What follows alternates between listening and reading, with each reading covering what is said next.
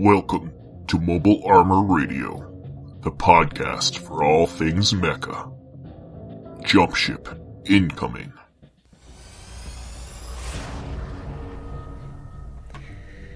Welcome to Mobile Armor Radio. This is episode 65. We're here to talk giant stompy robots. My name's Rob. I'm Brian. And I'm Chopper. And yeah, it's that time of year again. It's November.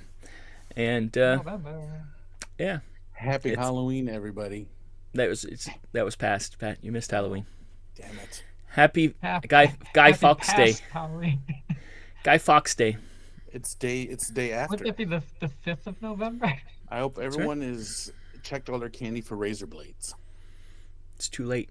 It's a good time to do that. It's the day after. They would have just gotten the candy. When it comes out, what if someone's watching this on the 24th of November? Well, then that's their own fault. That's not Happy my fault. Thanksgiving, in you weird United States peoples. Yeah. Happy thanks. It's the real Thanksgiving. Let's just point that out. It's your fake late Thanksgiving. Rob, No. do you have a giant robot that you're thankful for? I'm thankful for my broken Votoms. Yeah. Other than that, yeah. Like, share, subscribe. I don't know. We say that at the end usually, but Yeah. Are we done already? I didn't even say this was the Jumpship. So All right. See you guys later. See you at Christmas. we're going to the Dropship. We're still got the Dropship, guys. Oh, okay. Sound like you're wrapping up. Well, I was just trying to fill the Jumpship, and there's not much more to say. Not much. We'll see you in the You guys Dropship. understand. Let's jump to the drop ship. Get it? Let's drop to the Jumpship. Oh wait, we're already in the Jumpship.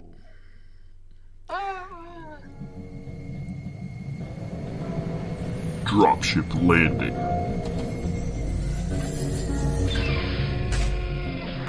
Welcome to the Dropship. We're here to talk about things that we're working on. First, we have a sponsor. I don't know if anybody's noticed, but we do have a sponsor. The Dropship is brought to you by the Madness of John Bear Ross Patreon. Join the madness of JBR. Visit patreon.com/John Bear Ross or search for John Bear Ross on Tribes at myminifactory.com. One full-size 28mm mech per month and more. This month is going to be what he calls Project Fusiler. Is it a big giant fuselage? No, it's a big giant. Hey, that looks familiar. It's a rifleman. I mean, not a rifle. It's not a rifleman. It's a fuseler. A big giant. Hey, that looks familiar. Maybe let's rename it. Hey, John, if you're listening, can we rename it to Musketman? It's a fusiler. I think that's what a fusiler is. I printed up his Warhammer, so I'm excited to put the rifleman next to it. So that's going to be November. So that's going to be fun. Quality stuff, man. If you haven't subscribed to John Bear Ross, man, you got to get. He's got some really good mechs. Yeah, especially if you're playing 40K. If you need Knights and Titans, yes. But yeah, he's also doing these tribute versions of other mechs, which is fun. What are we working on, guys? What are you guys working on? John, do Goldar. Goldar. Brian, what are you working on? Well, I did actually, with it being football season now, I found the painting bug is starting to get to me, mostly because we watch football right next to where my hobby station is. I was wondering how that was connecting. I was confused. So while I'm not really paying attention to the game that my wife's watching, I'm sitting here working on painting or assembling or what have you. The good thing about football is you don't have to look at it. It's not a very active. Yeah, good thing about football is 90% of it's commercials. So. And there's also the commentating the play-by-play. So yeah, they're telling me what's going on. With the play-by-play, it's just like listening to the radio. And when they get excited, you look up. That's what the key is. Yeah. Like if they start their voices go up, you go, oh, what's happening? Yeah, there you go. Yeah. Oh. But so like as part of that, it's again kind of mech tangent. But I've had a couple of things that I've 3D printed. Some for a while, some brand new. But I've kind of got this in my mind to start putting together the pieces I would need to build out like a little starport to have for Dead Zone or Firefighter, whatever other game that I play, which is typically romantic games. But El Star Puerto? No, I don't know why he's speaking Spanish. I don't know why. Um, 5 parsecs from home. Yeah, I'll throw out another one that's not romantic. But so as part of that, I have a light freighter from Corvus Games Terrain that I printed off a while back. I think I talked about it on the show. It's a little over a foot long, I think.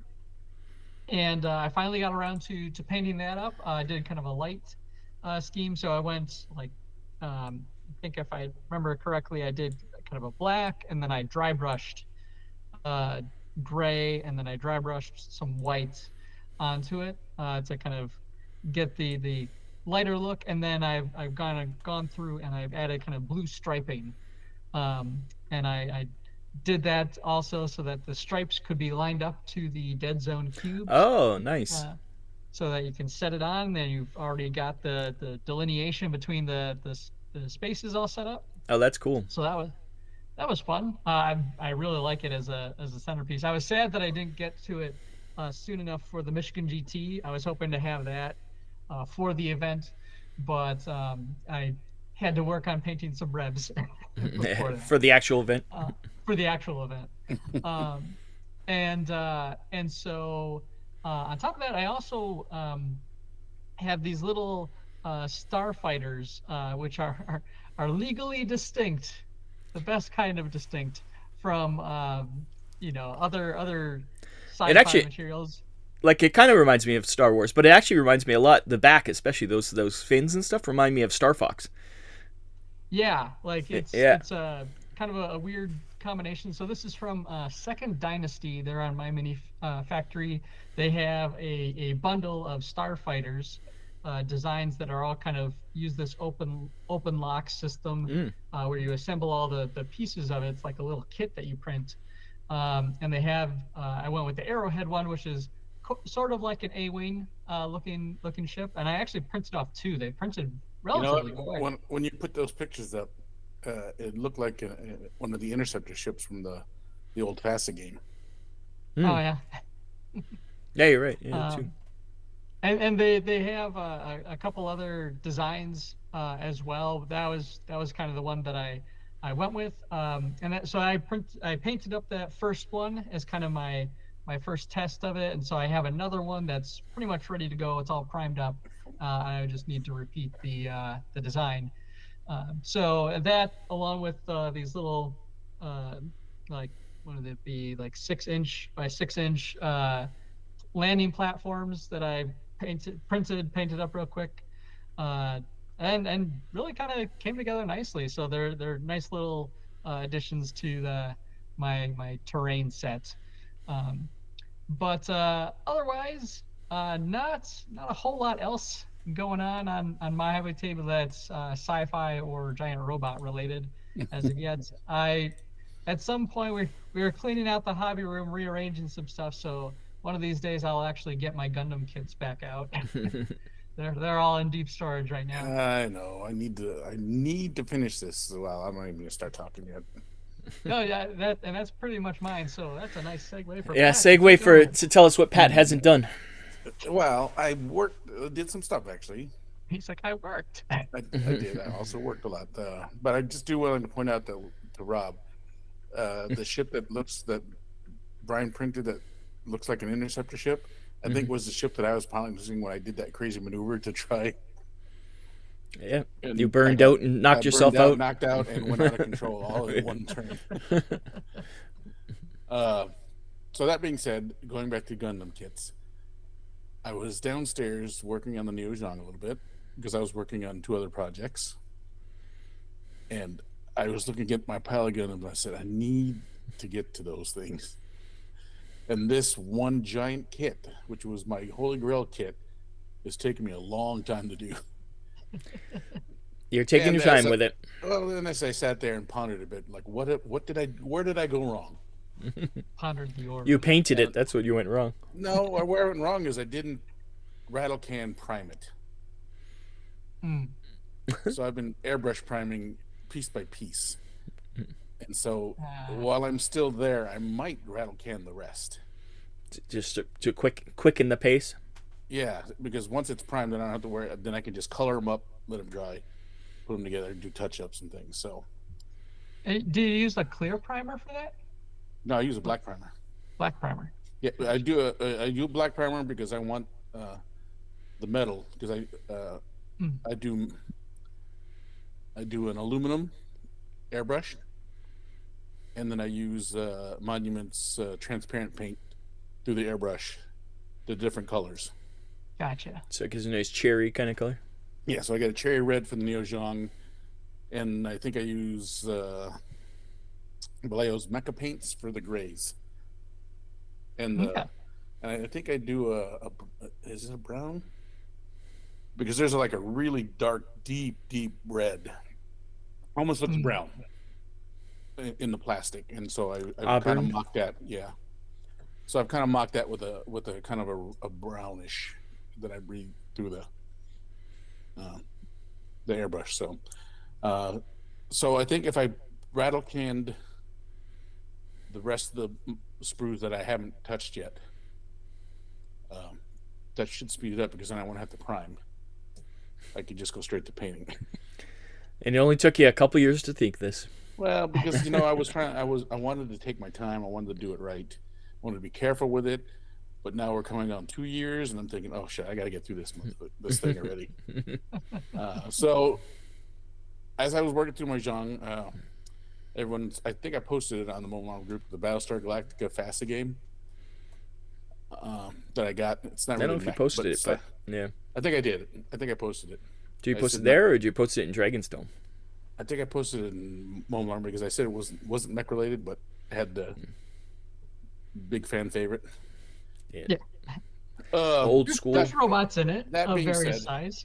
That being said, I was able to pick up at the Michigan GT a Mega Hex Star playmat, neoprene playmat. And so that's spurred me to start working with the 3D printer again.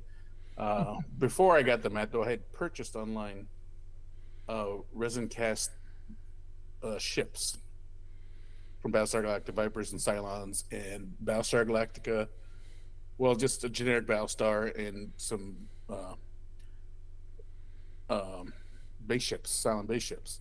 So those came in the mail. And so I've been kind of painting those up and working on the Zhang at the same time because I want to transfer the game to a Mega Hex to figures on stands to play instead of chits on originally. And with the I got a 3x3 Mega Hex star map. It really spurred me on because now I have all the pieces to move Battlestar Galactica onto a bigger set. I might also mess around with the old Ares minis with it too. The downside to that is that I'm very limited on those ships because I think I only have maybe one, maybe two, possibly three. I'm sure there's 3D print files of every Battlestar ship you ever need out there. So yeah, well there is, because I have been printing up now my own because there is a campaign section and there's a fleet section where you definitely play base ship versus Battlestar and all the ships in between. So you can get a really huge battle out of it. So that kind of spurred me on to start using the 3D printer again. Are the base stars and Battlestars to scale with the little ships? In the game or in the models? In the models. No. Yeah, I would love to see that. Yeah, it probably have to be a few feet long. Go back to the chits. I would have to say, even the big giant Battlestar that I 3D printed and the model kits that I have are still not big enough for the size of ships. I think they're about an inch long. Yeah, it's a bit bigger. The Vipers. So you need that smaller scale that the Babylon 5 ones. Remember they had the fleet scale, which were like 3 to a base. Yes, and they were smaller. Yes. You need that. Those would probably fit the scale of models I have. Yeah. So you can always print up little teeny Vipers and teeny what are the Cylon ships called? Toothpicks. You put a dot of paint on it. That's your Viper. Yeah. That's to scale. But all in all, that's really all I've been working on was the Battlestar and. Yeah, it's more than usual. But I came to a realization that I could probably speed this process up if I would just break down and rattle can the pieces. You can do it. Breaks down. So And then I can use the airbrush to touch up the primer or just paint on black paint kind of thing. So, but that's all I got. How For about me, you, Rob? yeah, for me, I did a bunch of things. I did. There's a guy called MiniValks on. What is he on? He's on Cults 3D, and he does all different for free. He does all these different Macross and Mospeada and stuff mechs. So I took both the Mospeada Valkyries or Veritechs, whatever they called in the. I don't even remember what they called them in the actual show. I did. Valkyries, yeah. Yeah, I think they're Valkyries. I did the big one and the little one, and I did the plane and robot modes of both. I shrunk them down to Battletech scale. Yeah, so I was like, oh, maybe I'll be able to use them as something in Battletech, but they're cool. And MiniValks, if you're looking for anything that is Macross related, he's got it all there. So I have the link in the show notes for that one. So anybody wants to print up some anime. I also classic from Extra Guy Patreon. He did heavy gear as big models. So there's a Jaeger and I forget the other one's called, but they're all totally posable, so it's pretty fun. And they're I don't know, probably 6 inches tall, I would think, somewhere in there, quite tall. And so in the one picture, the figures are 28 millimeter, so you can see how much taller they are than them. And they do them with opening canopies and stuff. I didn't do that, but you can have the pilots inside and things like that. But really cool to see the scale. I would have done the canopies. No, I like them shut up. But I have another model that's with the canopy open. But generally, I like them in their action pose. But very cool. He's always doing great stuff over at Extra Guy. And the last thing I did, which was huge, and it took me almost a whole month anyways, was from Tested.com. They worked with Bethesda on Starfield to do a commercial with practical effects. So they built their own frontier ship from Starfield. It's the starting ship from the game. And then they built it and filmed on it and everything. And then they released the 3D files of a smaller version, and it's really well done because they really worked on making sure everything was beefed up, and this is probably the best model I've ever printed. It's about 12 inches long, I'd say, maybe a little longer, and it's many parts, but it's very cool, and I think it's nice of Bethesda to let them release it. That's kind of cool of them. Yeah. So. And it's for free. So I left once again the show notes if you want to print up your own frontier ship, and it's all kind of mix and match too. So you can do what you like with it too. You can modify it and stuff. So it's kind of fun.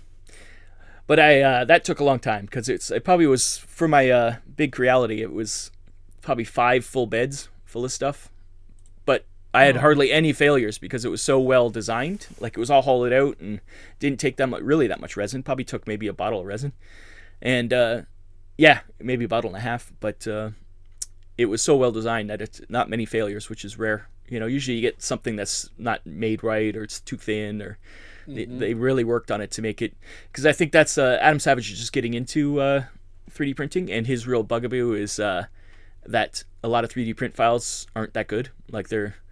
It's a lot of amateur people doing it, or people that. Yeah. I will also, you can't complain if most of it's free anyways. Oh well, even if it's not, but it's about optimizing, right? Yeah. It takes a lot of time to do what they did. And people aren't getting paid to do this like they are. So they were paid to make this perfect, right? So that's the difference.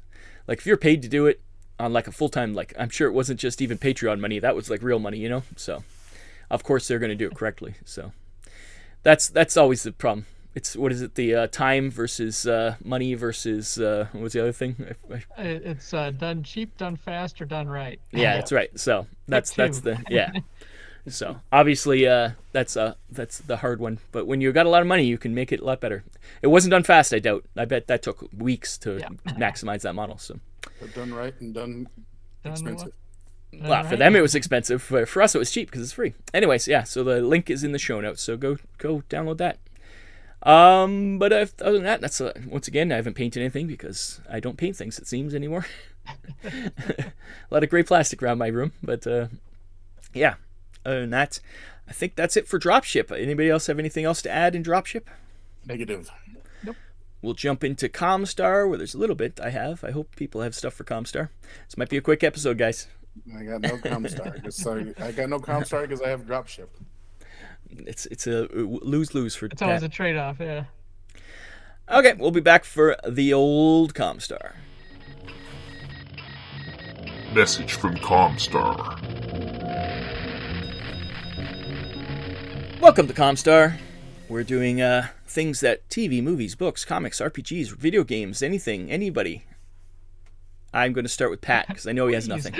Yeah, unfortunately, I don't have much for ComStar. I haven't even watched a lot of TV lately. I mean, I feel like there's not a lot out right now with all the strikes going on. So there's a lot of rehashing of things. I've watched pretty much everything. I haven't finished Pacific Rim Black yet, but I probably should. Once again, years. You'll probably have to start from the beginning. You have no clue what happened. It's true. But yeah, I don't know. I haven't sat in front of the TV in a long time. For more than like an hour, and usually it's just browsing. Yeah, like last year there was a lot of content. I find there's not much other than Mech Cadets was this year, but that's and I'm just gonna chalk it up to the strikes. I mean, the SAG is still striking. Yeah. But the writers are back. Yeah. But even so, picked up any new books. I'm still. I guess I'm just waiting for something that could drop. I just want to read, Just let me find something. How about you, Brian? You got anything? Well, I did pick up the new Command Protocols book for Firefight, thanks to Pat. that little thing. Yeah. Which comes with the Annihilation mode, which is the mechanized combat specific. I haven't had a chance to play it yet, but it does look fun. And it's nice to have that full book. And then at the Michigan GT, ran the firefight tournament there. That was a lot of fun, and then played in Dead Zone, and of course I forget a mini of my Dead Zone team in my bag for most of the tournaments. He wasn't even on. You're like, he's coming in later. It's that whole thing where it's like, I think it's been so long since I've actually played in a tournament. Like, I think it has been legitimately like years. They're usually running them. Yeah, and so like, just the whole like getting back into the groove of it, and like, and I'm gonna go play against one of our top players in the country. And I'm going to have one less guy just to handicap myself because I'm that good. I just get like wiped out. But no, it was a fun time. It was great to play some more games and hang out with some folks, and yeah. So as far as other things goes, I haven't done as much mech related things. I think the other closest tangent would be I did pick up the Mega Man Battle Network games on the Switch. Which, if you're unfamiliar, it's the Mega Man game where Mega Man is like an app on a little like tablet device, and you get to plug into literally everything. Like it's a very like smart tech world, and you have your little avatar, and so he goes around busting viruses. And it's a fun game. It was kind of neat to pick it back up. It was an old Game Boy Advanced franchise, but I think they had like a good 6 odd games on it, because that's how Mega Man works. Yeah, can't be just one. Yeah, can't just be one. And then I think the other for one fun thing, my wife has really gotten into Star Wars with like watching the Ahsoka series, and so it's been rewatching Star Wars Rebels, she's going through Clone Wars now, and so it's been kind of fun to revisit that particular fandom, and enjoy all the giant robots that are in there. Yeah, I think Clone Wars is probably the best thing that has come out of Star Wars, maybe ever. Clone Wars? Yeah, it was really good. You didn't like Rebels? I didn't say I didn't like Rebels. I said Clone Wars was the best. It's definitely like Clone Wars has more content and really strong episodes, but like I feel like Rebels, like overall, Well, it's a better story, probably. Yeah. There's fewer we call weaker episodes. But anyway, and then kind of the last thing I think has been kind of fun, and I forget if I mentioned this before. I follow this one person on Twitter who has been like live feeding their rewatch of Macross 7. Oh. Which is for those that don't know, that's the one. I think it was made in the 90s. Would have been after Macross Plus. So this is the Japanese continuation. We get Max and Milia are a married but separate couple. Max controls the SDF that protects Macross 7, which is the city where Milia is the mayor of. Her daughter's in a band. She's not a mech pilot? What? I'm so confused. Well, see, that's where we all come together, is that they pilot their mechs and they shoot speakers into the enemy mechs so that they can blare their 90s J-rock from the Japanese version of Bon Jovi. Like, it's great.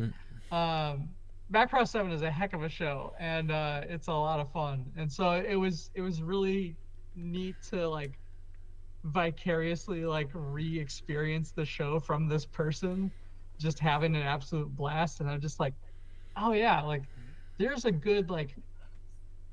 easily like a good album and a half of like great music in that show.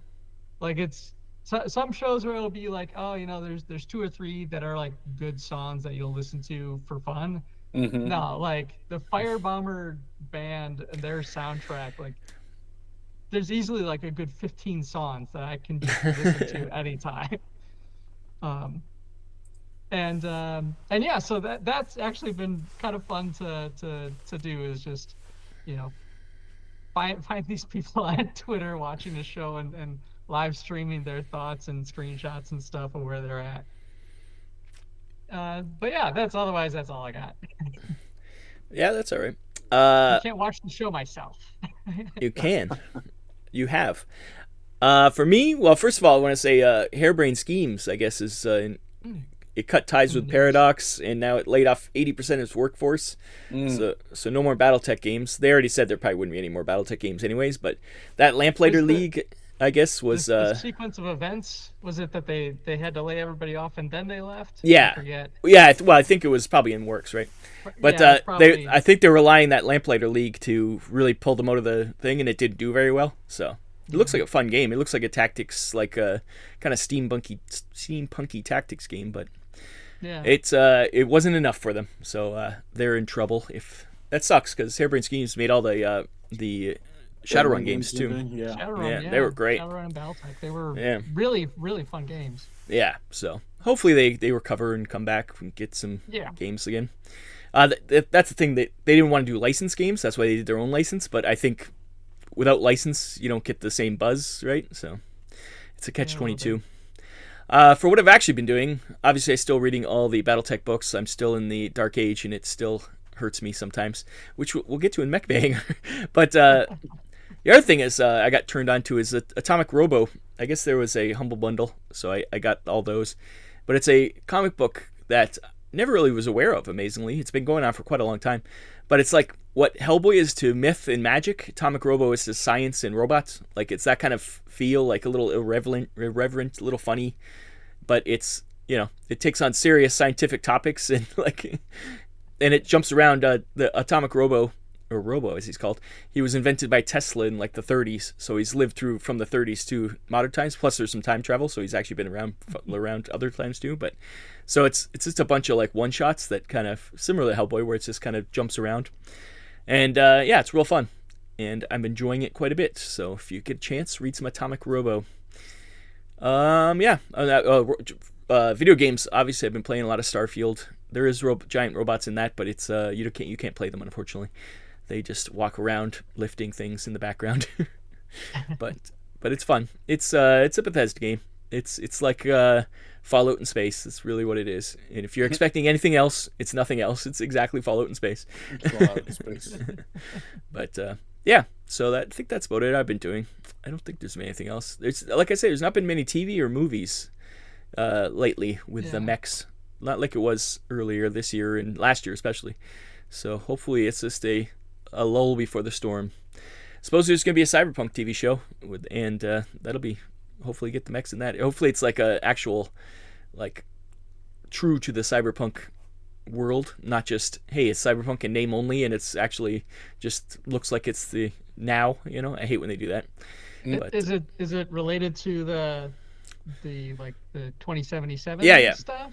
Oh. Yeah, it's actually 20. I mean, Edge Runners was hugely successful as a anime. Yeah, it's going to be a Netflix too, so it's going to be a series on Netflix supposedly. We'll see what happens. And I think Fallout's coming too as a live action TV show too. So we'll see what happens with that. Yeah, supposedly. Fallout, I could see it be a little easier because it is post-apocalyptic. That's a little easier to do than a fully realized cyberpunk city. So I think Fallout would be a lot cheaper and easier. Once again, about, like, Altered Carbon was one that I think was a Netflix series. That it was really good, and they canceled that. Really captured that. But yeah. It's based on a book series too, though. Altered Carbon. Yeah, that was based on a book. Yeah. I think it's a Polish book series, but it was very good, and it was very good series. And they did an anime for that too. They did like an anime spin-off. So yeah, I guess that hopefully Edge Runners did that well that it is like a meme now. You see Rebecca everywhere. You see people cosplaying her, and so yeah. And I mean the relaunch of the game. Yeah, it's been huge. That includes a whole bunch of Easter eggs from the show. Mm-hmm. So. Yeah, so I think it's kind of redeeming itself from that bad launch of the original game, but then all these side things. There's tons of comic books now. There's tons of anime and stuff like that. So I think they had all this plan, thinking that the game was going to be huge, but in the end, I think all this other stuff brought the game back. You know, it's like it kind of worked in synergy. And obviously, the role playing game's still kicking. It's still there, the original. So yeah, it's good for Art Talasaurian. It's amazing the difference between when I think last year, or the year before, Art Talasaurian Games had literally a booth the size of my desk. Like, it was teeny, and we stopped by, and I bought the Jumpstart kit for Cyberpunk Red. I think you did, yeah. Literally from the guy who Pondsmith, the guy who invented Cyberpunk RPG like back in the 80s. And now it's like a huge booth, and it's you would never get anywhere close to them. So I think they had their own room. Didn't they have their own room this year at Gen Con? I think so. I don't remember. I think they did. It was quite large. So I wouldn't put it past them. It was a big difference between the two. So it is quite interesting. Yeah. Anything else for ComStar, guys? I think that's about it. I got nothing. There's good set. Yeah, I'm sure once more stuff comes out, we'll talk about it. But if there's anything we missed, comment below, because I'm sure there's always news we missed, or post it in our Facebook group, because we do enjoy seeing everything. That is correct. I love it when all the different companies post their new models and stuff like that in the Facebook group, showing off everything. So keep it up. We love promotion. A lot of groups are like, we don't like self-promote or other people promoting. We're like, no, we want to see where all this mech stuff is. So exactly. Promote Especially away. the indie stuff. It's great. Yeah. Well, the other stuff doesn't usually need help. And we're here to bring mechs to the world. Yeah. Try to highlight them. Yeah. So we'll go on to the MechBay Hanger, where we're going to bring it down a notch, because I think we've been too positive in general. So we have to be some negativity. So we'll go to the MechBay Hanger right now. That's right. That should be the thumbnail. Thumbnail. Now entering the MechBay Hanger. welcome to the MechBay Hanger. We're going to bring it down. Like I said, we've been too positive. We're going to... Rob can never be said he's too positive. Yeah, I've been too positive for these 5 years or whatever we've been doing this. This one's going to be top 3 annoying tropes in Mecha. So things that keep popping up that annoy you. I'll go first as an example because this is where it all started from. I was reading one of the Dark Age books from Battletech, and it was obviously written not as a Battletech book, and it really annoyed me that they just slapped on the Battletech, just threw in some references. All of a sudden, they're just driving normal cars and they have normal guns, and we don't have that in this planet for some reason. There's not a single mech in the whole book. It was really slapdash, and even to the point where they were mentioning Slovakia as a place, even though it's they call it Terra. It's all one place now. It's not individual countries anymore. So it was obviously supposed to be a Cold War kind of thing, murder mystery, and instead of involving Word of Blake and ComStar, it was probably originally commies kind of thing. They just changed a few words here and there. The ComStar. That's right. ComStar. But it was so obvious that it was so annoying me as I was reading this book that I was so what you're saying is communists in space. Well, there's tons of communists in space, but so my first one is when fiction, obviously written for another setting or genre, just slapped onto Mecha. Another example I know is in some of the Dead Zone compilations. There was a few of those stories where I was like, this was not made for Dead Zone. This was made for some other sci-fi world. They just kind of they mentioned a few Dead Zone-y things here and there, and I hate when that happens. It's just write it for the actual genre. Don't slap it on there. So it's really a fiction thing. I don't think it would come up anywhere else. It'd be I guess you could just slap on a different genre onto a video game or something, but I can't think of an example of that. Other than well, that's how Warcraft started. It was supposed to originally be Warhammer, and they didn't do the license, so they just made their own. So, but I guess it's kind of the opposite. But you could probably find quite a few examples in the mobile game area, probably. Actually, because I couldn't give you any specific examples, but I know for sure those gacha games that are out there that are all the same. You just slap on a different female character that might be a robot. Yeah, we'll get the license to Battlestar or something. Yeah, we'll throw that on a game. Yeah. Or even back in the day, I remember on the old Nintendo games where it was just all side scrollers and stuff. They were all the exact same, but they're just different polygons. That's not even polygons, sprites. Yeah. So it was easier to do an 8-bit. Well, I guess that's what really 2-bit if you're on the Atari. Yeah. How many games were the same with just different names? I guess they still do it because that's what the Unreal Engine is, right? That's all it is. It was Unreal, and they just threw on different things on top of it. So that starts getting to game engines, which is the whole thing. But that's where it's kind of where it started, though, right? Yeah. Anyways,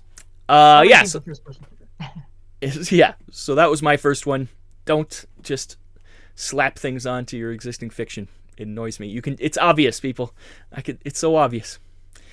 This was also during the Dark Age. Was a Dark Age for Battletech too, so they're probably trying to save money. They're like, what do you have? What do you have in your thing? Okay, we'll use that one. Well, I got this one about communists and tractor robots. Yeah, we can. Not even tractor robots. There's no robots in the whole book. Oh, no. It's bad enough to have tractor robots, but then this. Whoa, don't get me started with that. Yeah. Well, you could be your first one. Pat, what is your first tractor robots?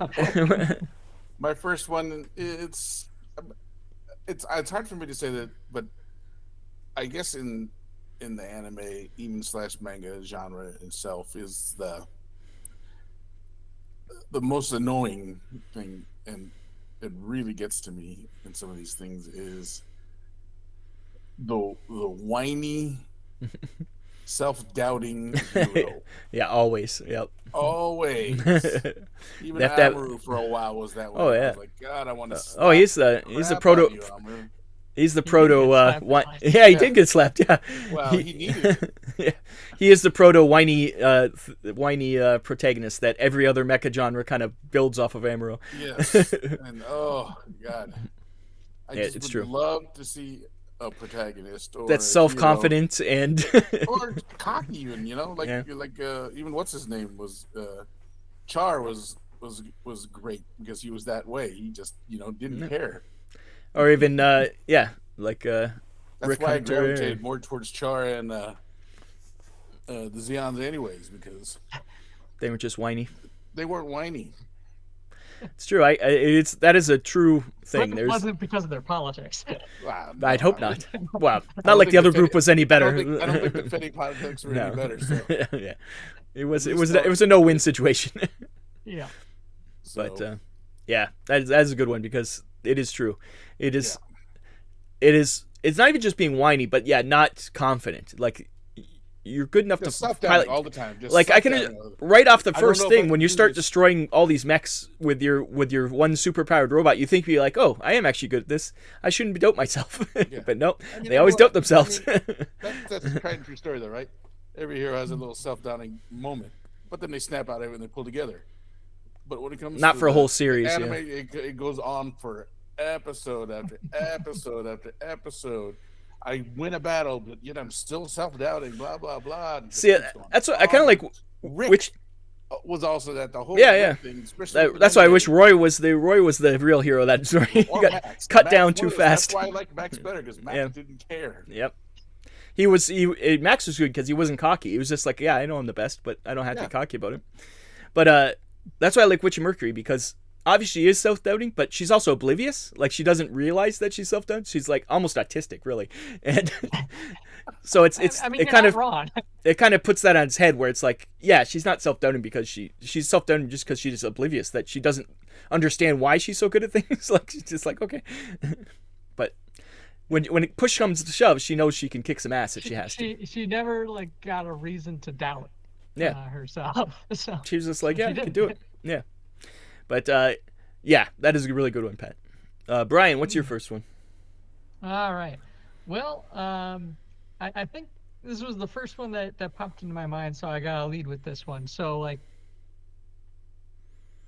why don't we have keys for these giant robots? So nobody can just steal them? I mean, we've got plenty of these stories where kids go in, they hijack the robots, or they stumble on them, or what have you. And then I look at Gundam 0083. The villain walks into the base, up to the robot, gets in, and leaves with it. Like he just No steals security. it. No. Yeah. And then our hero does the same thing because he's also supposed to be getting into the robot. Just one padlock could cause a lot more trouble for these people. And some show, I'm trying to remember, I think Gundam Seed had something like that where they had to get the keys first. Yeah. In their terrorist attack where they stole the robots. But so often it's how do we get the kid in here? Like Or the hero gets into it. It's like he walks in and he pushes the button. It's those push to start cars. They started this.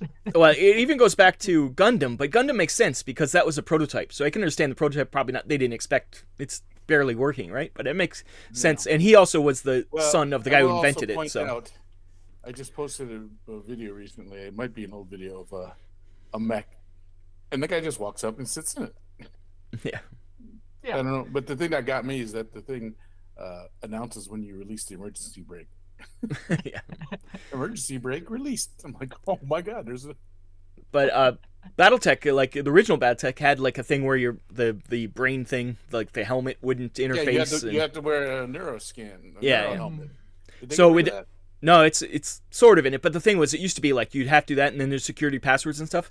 But later ones are oh, for the story, let's make it easier to hack, so you could just steal them. They really did make it oh, you could just hack them now. It's well, there's definitely the whole state of thing where it's for the story to happen, we need to make this easy in some way. But it always comes off as just so. Especially it's worse in especially Battletech. a military compound. Yeah, Battletech it was worse because originally that you couldn't do that, and now all of a sudden you can. It's for just because story reasons. But yeah, that's a good one too. That's number one for me. My next one's going to be This one's really a Voltron one because it really, when I was watching actually Dairuga or whatever, the vehicle Voltron, every book or anime needs a mech battle every few chapters or every episode. That's the thing with Dairuga. Sometimes it's like a political, like sometimes they're just trying to fight, like argue, hey, who should have this planet? Let's discuss this. We're having peace talks, but then they have to flash back to a fight because they have to have a fight in every single episode. But it goes back to like old cartoons, I guess, when He-Man had to do the I have the power every time, or like everybody always had to do their shtick every time. Oh, I always know it cost money. Battle of the Planets, they always had to transform into the and it took forever too. Same with the Dairuga and they had to show the transformation every single time, like Brian said, because it would fill in like, a good minute of their showtime. Yeah, that's right. Yep. But it really was blatant on the Voltron and Dairuga that those. But almost every show, and that was funny though because it would just have to do flashbacks just to cover it because it's like, like I don't think Robotech. I don't think every episode had a fight. Like I think it was Robotech and Macross. Like they actually had like character development episodes where there wasn't a giant battle necessarily. Yeah, I'm thinking. I'm going through everything I've gone through in my head. Even Ultraman had a formula where he would fight, lose power, get beat, and retreat, and then come back and kick butt. Same with Voltron. Once again, it's they could just pull the sword right away, right? But they don't. Yeah. They have to get beat first, then they get the sword out and win. Yeah. Anything else to say about the old shtick of always having to have battles and everything?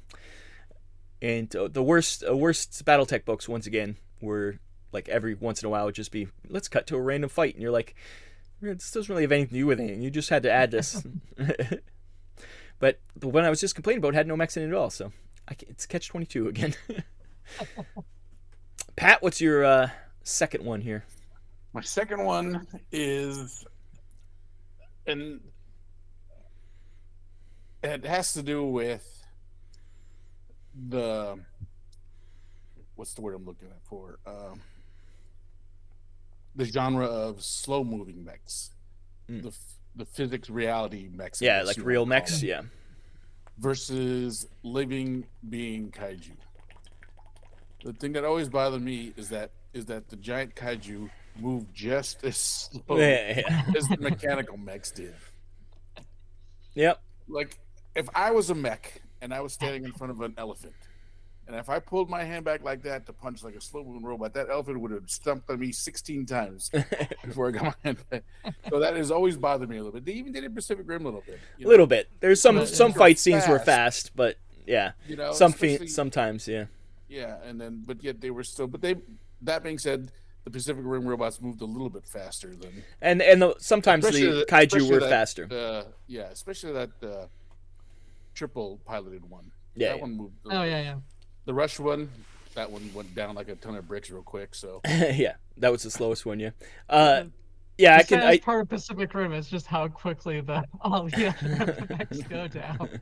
But even it just like that, It goes back to Godzilla fights, right? When Godzilla fights any other monster, they're exact same speed and. Yes. Yeah. I can see that. But that always bothered me in the mech versus when they're fighting any kind of kaiju. I mean, granted, cartoon-wise, they were faster versus live action. It's also a scale thing, right? Like they're almost always the same height.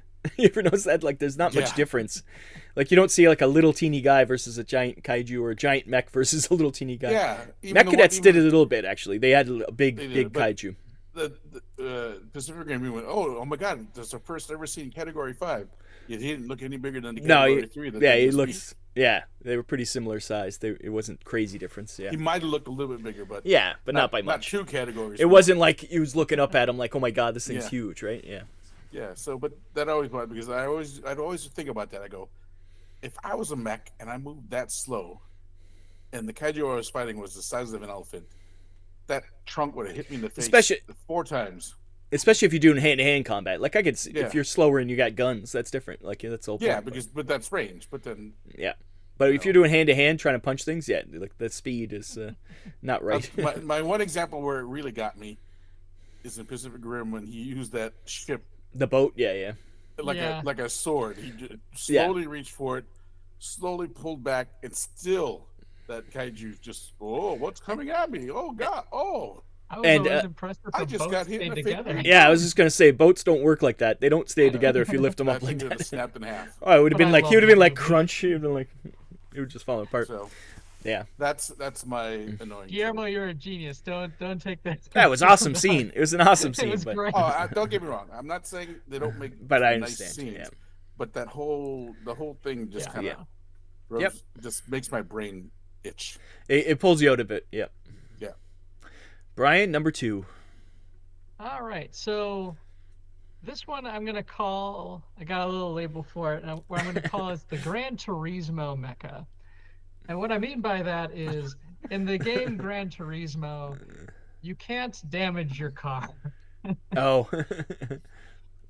No matter how hard you hit that wall, It or just how many bounces off. times Yep, the cars always had to stay nice and pristine and clean. Yeah. And that's one thing that does kind of annoy me in some anime and shows when our hero's mecha is just so invulnerable to damage that we, especially if it's kind of always that way. Like, it's one thing where, like, I think of Code Geass kind of does this well, where, like, at the start of the show, our heroes kind of have mechs that then get upgraded throughout the course of it, but they're kind of at the same playing field relatively. Yeah, it's like a video game where so you're always just the same as your enemies you're fighting. Yeah, and so it's like it's a solid escalation, like where things that damaged you back then could still technically harm you if you don't account for them,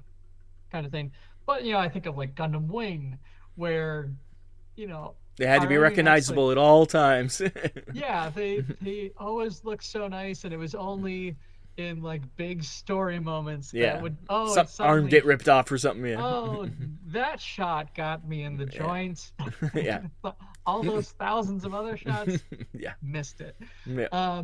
So that kind of invulnerability thing, it gets a little old because it does kind of become a crutch for a lot of our hero characters, Right. as opposed to like I think of 08th MS Team, where those things are just getting beaten up every single conflict that they're in. Or Votoms, where it's never even the same Or Votom. He gets Votoms, destroyed yeah. constantly. You're constantly having to swap out because you blew up the last couple. Yep. And so, like, that I feel like from a story element, it actually kind of speaks higher of a pilot's skill if there's what's the word I'm looking for? Like, impact, that there's consequences for not being good. Like, Yeah. Even for Witch and just standing Mercury, there taking a shot. almost every fight she'd lose something or she'd get the hell beat out Yeah. of her, and especially at the Yeah. end, like it was like you'd feel it because the mech almost became another character. So it was like, oh, it's losing bits. Like that sucks. But, Yeah. so they used the actual damage as part of the storyline, and as well as actually showing, hey, she wins, but she loses pieces all the time. Yeah. So Unlike some- Voltron or those kind of shows where it's never lose a piece. Like, Yeah. I mean, super robots are kind of guilty of that. Yeah. Wholesale, like, it's kind of. wait, what are you gonna do? You're gonna ruin the suit? What do you? It's a rubber You're gonna- suit. You can't it's screw it gonna up. grow back, with the power of friendship. Unless yeah, with it, so- until they actually light the poor actors on fire by mistake, it's the only time the suit gets damaged. Yeah. So that's just kind of another one where it's just like, I feel like it cheapens some of the impact to the characters if their mech is just purely invulnerable to damage. And I'm looking at you, Gundam Seed and Seed Destiny. I know you've got a new movie coming out. It was all about selling toys at that point. Yeah, I mean, You had to make them recognizable. But yeah, so that's number 2. How about you, Rob? What's your number 3? And my last one is this one's a pretty easy one. I think it's Psychic Kids. Man, this is a trope they fall back on. Once again, it's Amaru's fault. He was the first. He's sort of psychic kid. Yeah, him and the girl. Yeah, I the girl mean, especially. What do you mean, sort of? New types totally Yeah. psychic. Yeah, and I think that was definitely the part of Gundam that I don't like, and I like when they ignore, like a OMS team, never mentioned, like it's not in it at all. Like I like when they ignore that parts because it is a little like, okay, do we need this in here? It's like real robots, and then all of a sudden, the what? type has really lost me. Yeah. A little bit. I like the idea of, but I understand. but I like the idea of like they have a little bit more awareness, that kind of thing. When they get full on psychic though, and they're talking to each other psychically and stuff, I'm like, that's a little too far. I like the idea that in space it's so like open and it expanded their minds a bit. Like that's kind of fun.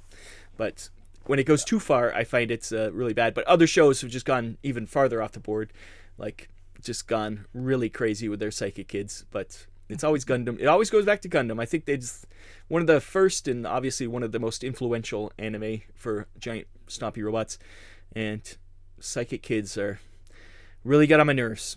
And keep them out. I'm surprised the clans didn't have psychic kids. No, there's no. There was a little magic here and there in the early Robotech or Battletech where they were like all of a sudden things would disappear off their, like mechs would just disappear in a fight because they were that good. Like there was kind of mystical stuff going on. Then they're kind of like swept it under the rug, like no, that was just false reporting. Yeah, false reporting. Of course, those that never really happened. Up and disappear. Well, it was a near sphere mech that did that. What? But anyways, yeah, psychics, any kind of supernatural powers in my real mech genre. If you're in like super mechs, super robots, sure, add that stuff all you want. But if you're doing pretty serious, once again, the Votoms went off the rails at the end. It was like, what the hell? And they go, we need some of that Gundam magic. Yeah, it totally did. It was like out of nowhere it came. Like it was like, what? But it went from being just clones to, wow, these clones are actually psychic. So psychic clones. Yeah, no. Keep your magic powers to yourself. That's all I'm saying. Unless you're Shadowrun. Pat, yes. Number 1. Your last one, or 3. Oh, my last number 1 is the chibi counterpart. We knew this was coming. For every cool model kit out there, Mecha wise, toy, cartoon, idea. Look at him. There's a chibi abomination, as Brian is showing you right now. There's just recently they released a new Optimus Prime chibi. He transforms and everything. Transforms into a cute little truck, and he's a little chibi Optimus Prime. He should transform right into the trash for all I'm concerned. And I don't blame. I blame this really. And this might precede me, but this is when I first noticed. I blame it on Teen Titans Go. Oh, I blame it on Samurai Pizza Cats. I remember as a kid, Samurai Pizza Cats was. I mean, that's when I really started noticing the chibi was Teen Titans Go. When my watched it. Yeah, you're right. That went from like taking an existing genre and made them more chibi. Like, is definitely obviously it's been happening in Japan forever. Like, well, I'm sure that's a thing. But for me, then. Yeah. And then every time I go, that's a great looking kit, and then there's some kind of chibi variant either in the box or right next to it, and I just want to throw them across. What game was that had like chibi variants of almost everything? What game was that? Chibi variants or like was it a DC game or something? No, there was an Ignition Core that we had that I liked. No, this was like those guys are it's my end of my tolerable level. They remind me of this. They remind me of the like Pops, like where it's not real chibi, it's more just exaggerated. Yes. But no, this was like a game that came with regular guys. I can't remember if it was a mech game or not, and then it came with a chibi version of like everybody. Might have been a zombie, wasn't a zombie side, but it was a Kickstarter of some sort. Oh, was it a Ninja Division game? Maybe, but I was just like, oh, it might, yeah. No, you're right. I seem to remember seeing that. I'm trying to think of something. All those Yahoos, John Jack and Shane, like all over Yahoos. They're all over it. Oh God, this is a great, and it comes with chibis. That's the greatest thing ever. You've lost me. The minute you said chibis, it lost $60. Rose with a cross the vendor. Giving that game away if you're gonna put chibis in it. Maybe Pops. Do you think Pops, like regular Pops, like this Funko guy? Pops? I mean, there's a Funko Pop game out there. That's real chibi, I think. Really, right? It's a bit much. I don't like Funko Pops either. Oh, he almost fell off his motorcycle. The difference, I think, with Funko Pop is that there. it's not. It's the big black eyes. it's made to be cartoony in a sense, I guess. Okay. It's made to be more caricaturous. Where I think the Caricature, chibi people, the chibi is supposed to be more serious, but just with that childhood. Yeah, it never was. With that, what is that? Baby Looney Tunes the X Babies was my first. X Babies was best. What was that? Tiny Toons. Or not. And before that, what is it? The Muppet Show, the Muppet Babies. Muppet Babies, yeah. Yeah, that was probably the first. Is that you think that's what chibi is? It's more baby I don't think versions. It's chibi, but I think it's close. I understand what you're coming from. Yeah. How do you feel about Rugrats? I think that's where Looney Tunes, Tiny Toons, and Baby Muppets. Yeah. Probably got their idea from, because I'm sure that. I'm sure. Yeah. Once again, in Japan. What about Cabbage Patch and Trolls? You're talking about toys that I was way adulted already. So. Trolls, yeah, I can see Trolls. Trolls are like really proto Pops. I think they're very the same idea as Pops, but Pops went way farther. The first thing I remember about Trolls was the ones that went on the end of pencils. Yeah, with the furry hair. Yeah. Yeah. And then they did like Teenage Mutant Ninja Turtle versions and. Yeah. Yep. So, I don't know how we got to Trolls, but anyways. I don't know how we got there, but I know that I understand. Chibi is. I'm not a fan of Chibi either, but it's like I say, like Ignition Core looks cool. Like that's the difference. Ignition Core does look cool. Yeah, Ignition Core I think still makes it look like it's part of the thing. It doesn't. For some reason, their aesthetic works, whereas sometimes it just doesn't. Yeah. Yes. Right. So and if you haven't tried out Ignition Core, try it out. It's a good game. Yeah. I've played it a couple times with Jack Johnson over here, and still painting things up. It's just one of those things. I do love their miniatures. I do have to buy some point. Yeah. Brian, what's your last one? All right. This one is. It's kind of game centric, so this is video games, but I think it's something you see a lot more with things that only unlock by playing the multiplayer mode. Oh, I hate that too. Things that you can use in the single player campaign that you can only unlock. That's in the World of Warcraft. That's World of Warcraft right there. Because I remember, so I played this game, a Japanese game called Gundam Battlefront, I think.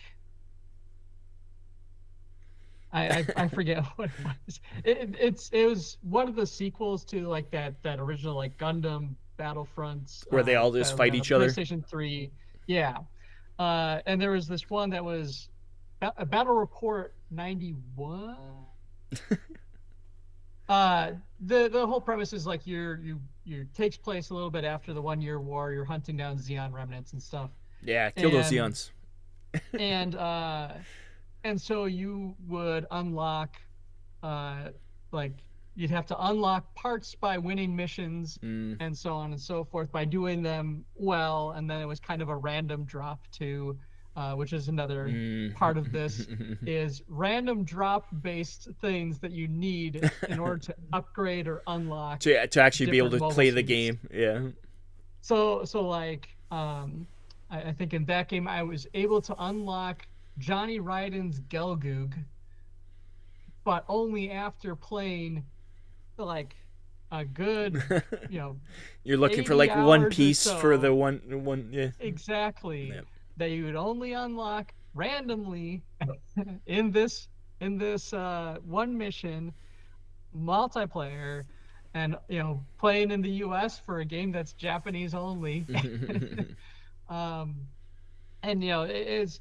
And then, of course, had a fun time once I got the parts that I wanted. And then I'm like, okay, I'm like almost never going to do that again. And then, of course, my PlayStation died and I lost all that. So I'm like, okay, never going back to it. But it always kind of stuck with me. Is the random base drops that only happen, especially in a multiplayer space, and especially for ones that you want. They know like the popular mechs, they'd have lower drop percentage. That's not nice. But I do get the situation of like you don't want it to be a pay to win or somebody like grinds in single player that they unlock the best thing that they could then take to multiplayer.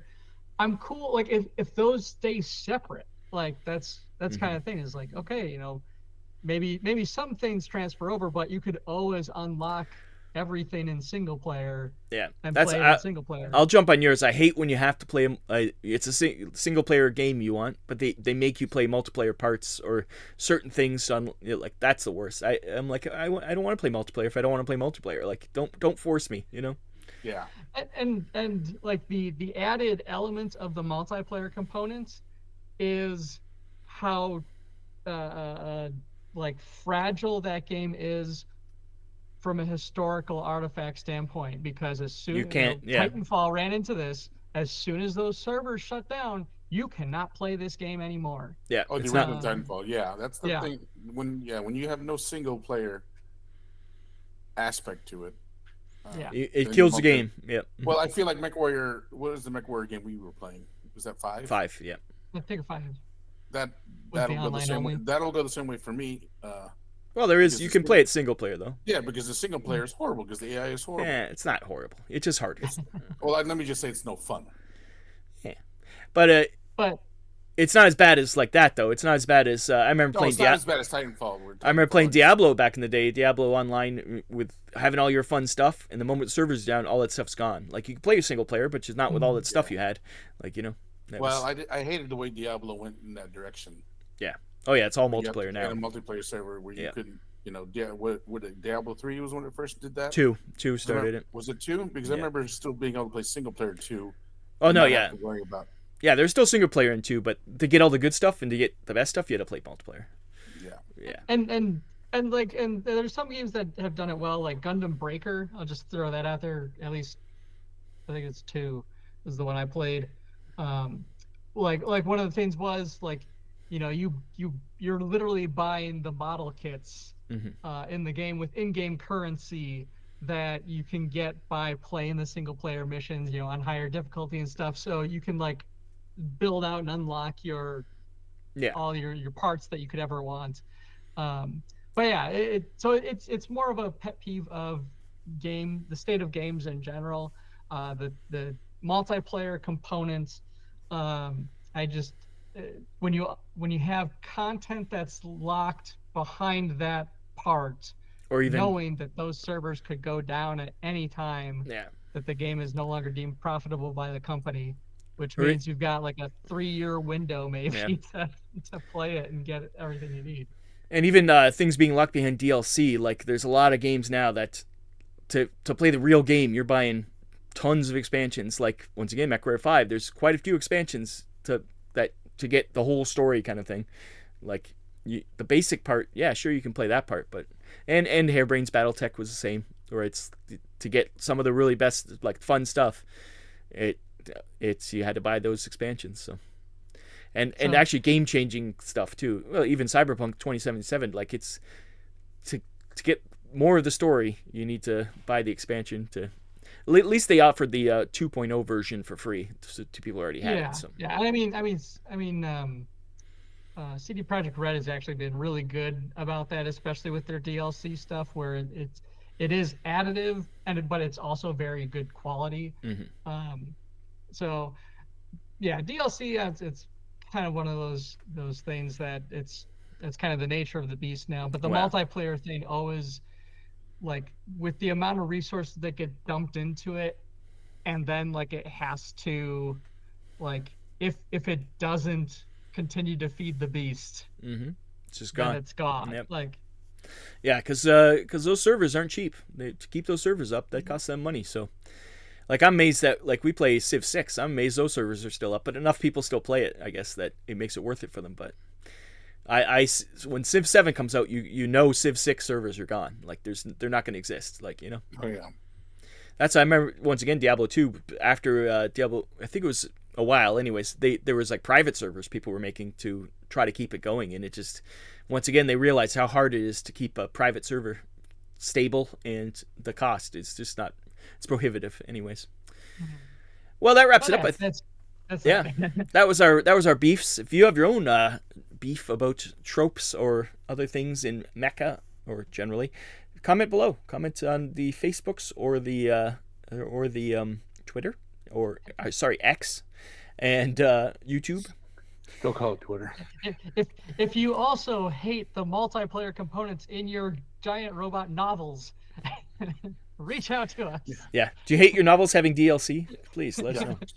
Raise your fists in solidarity against Chibis. Although, once again, Battletech books, it pretty much is DLC, because sometimes the stories just stop, and you're like, oh, I have to buy another book to understand what's going on. Okay. Pat, I want these, like, all the Battletech novels to get a re-release that's like a kid version that has chibi versions of the Battletech. They're going to get there if they haven't gotten there already. I'm amazed there's no chibi Battletech. Well, they're almost there, I think, because they made Battletech plushes. Yeah, the plushies are They close, did make but the even though, plushies, they're accurate scale though. They're not chibi versions. They're going to get there though. They'll be like someone's mom will be like, "Oh, this is cute," and then as soon as someone's The mom Mad says, Cat "This has is like cute," eyes and wings. Yeah. Yeah, they haven't done that yet, thankfully. But anyways, we're gonna go to the ExFil. Let's get out of here. We'll be back to leave, I guess. What a strange thing. Okay, bye-bye. Get in to get out. We'll be back to say goodbye a second time. Let's exfil out of here. Welcome to the ExFil. We're wrapping up this episode. Like we said, comment below on any of the platforms you see this to let us know your opinions about anything we talked about. Or if you have any ideas about other things for us to talk about, because God knows it's always hard to think of topics. Well, we've been doing this a long time. It's been a long time. I had like a good one like 2 Save it. months ago. I know. I had one like a year ago, and I still can't remember. I write it down. I write them down because I will forget also. This one I didn't forget because I was still reading the book, and every time I read the book, it annoyed me, so I was back into my brain. I finally finished the book, and it was still stupid. And I love the part of that book, the way it ends. It's like, and then the big villain was this person. I'm like, who the fuck is that person? I don't remember who that is. It's just like some name. You're like, oh, I guess I should have remembered who that is in this book. I have no clue. But anyways, yeah, that was 65, I think that was. We'll be back with 66. Order 66 next time. December of Star Wars Christmas special. Hey, we'll have a Christmas special. Until then, like, share, subscribe. Please do share. It does help. We want more listeners. Yes, check out our sponsor. Yes, check out John Bear Ross, his Patreon. Also check out Brian's podcast, Dead's on the Podcast. I'm repping, even though it's reversed, so it doesn't even look like that. But no, it's the correct way. Not on my screen, and that's what counts. Your shirt's fine. Your shirt looks great. D's and Demigods. Speaking of D's and Demigods, there's also Dragon's Tome. You can go watch on YouTube. That involves me and Pat. We're just cosplaying. Where's your promotional material, Brian? Brian. Let's see. This side. Oh, there you go. There you go. Dead's on the Podcast.